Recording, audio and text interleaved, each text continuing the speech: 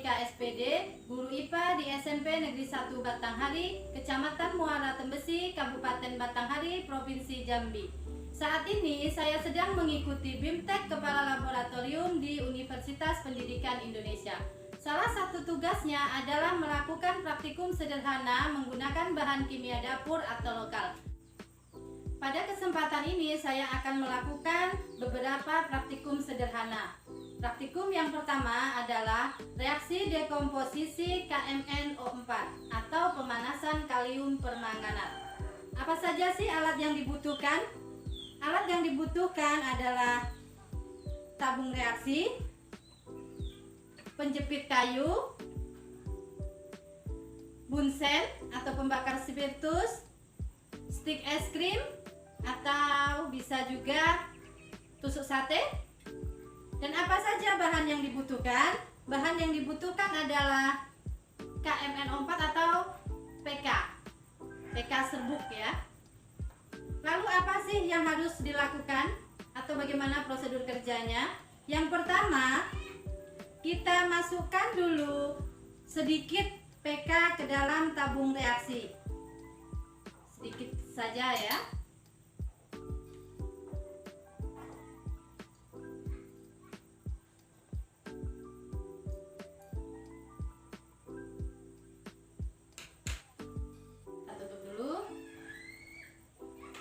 Nah, selanjutnya kita hidupkan pembakar spiritus.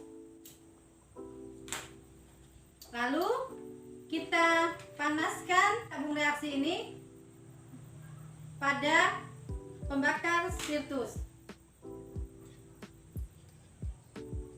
Kita panaskan, kita arahkan mulut tabung reaksinya ke arah yang aman.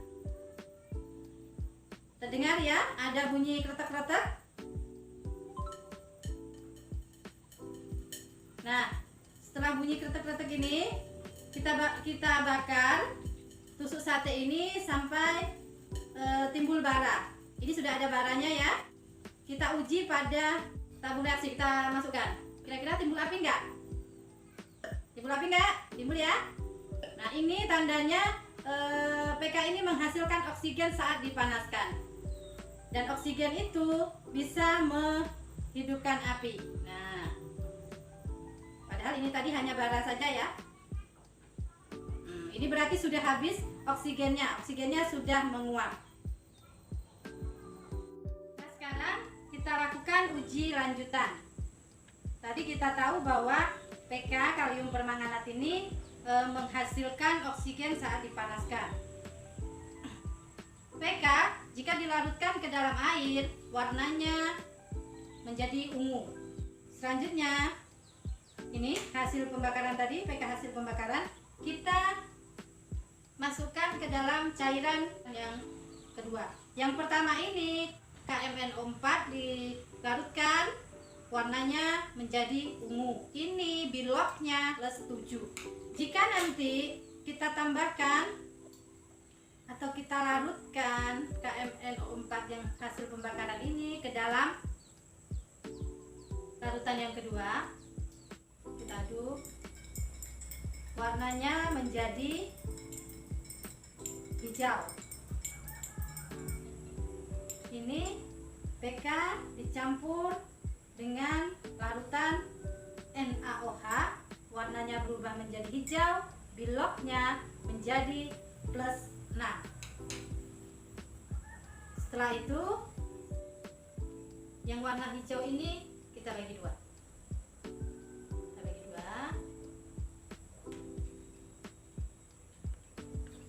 Gelas kimia yang paling kanan atau yang ketiga,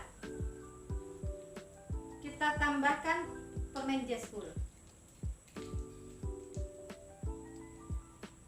Kita goncang-goncang.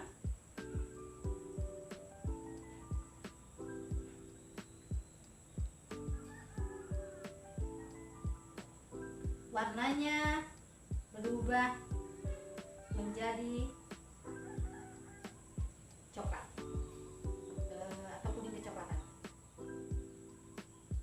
Nah, untuk gelas kimia yang ketiga, biloknya menjadi 4. Jadi dengan reaksi sederhana kita bisa mengubah bilog KMnO4 dari +7 menjadi +4. Praktikum yang kedua adalah efek perubahan kalor oleh reaksi auto-redox. Apa alat yang kita butuhkan? Alat yang kita butuhkan lampu Erlenmeyer, piring kecil nanti kita gunakan untuk menutup. Berikutnya bahan yang kita gunakan bahan rumah, bahan kimia rumah atau lokal. Di sini ada Fixal pembersih lantai dan Beyclip. Juga karbit. Apa yang kita lakukan? Pertama, kita masukkan Fixal ke dalam tabung reaksi. Secukupnya saja.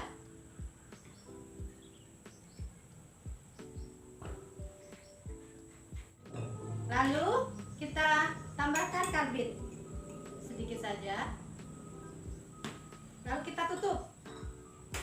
Hitungan 5 detik kita masukkan Beyclip. Nah, apa yang terjadi? Timbul api. Nah, itu ada efek perubahan kalor akibat reaksi auto-redox.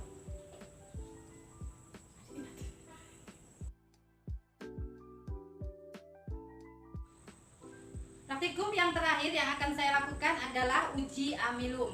Apa saja alat yang dibutuhkan? Alat yang dibutuhkan cukup sederhana, hanya tabung reaksi. Tabung reaksi ini bisa diganti dengan gelas, spatula atau pengaduk.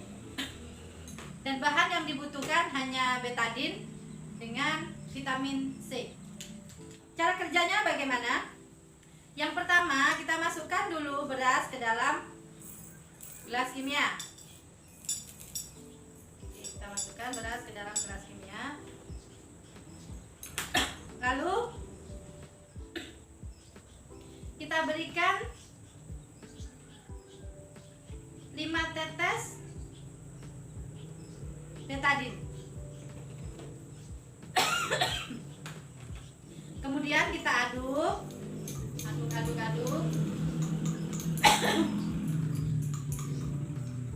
Maka beras ini warnanya menjadi hitam seperti beras ketan.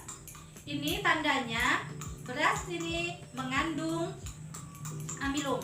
Lalu apa yang terjadi jika pada beras ini kita tambahkan vitamin C? Vitamin C ini di sini saya menggunakan vitamin ya. Vitamin ini tadi saya haluskan terlebih dahulu. Terus kita masukkan ke gelas kimia. Kemudian kita aduk-aduk kembali. Nah, untuk mempercepat reaksinya bisa kita tambahkan air sedikit, tapi ini tanpa saya tambahkan air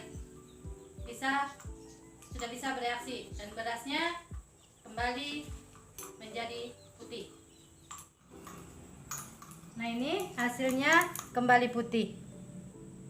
Ini putih, yang kuning-kuning ini masih vitamin C tadi. Nah, ini uji amilum untuk membuktikan apakah beras itu mengandung amilum. Dan ini telah terbukti jika beras mengandung amilum itu dia diberikan betadin akan berwarna hitam. Itulah praktikum sederhana yang saya lakukan. Saya akhiri dengan wassalamualaikum warahmatullahi wabarakatuh.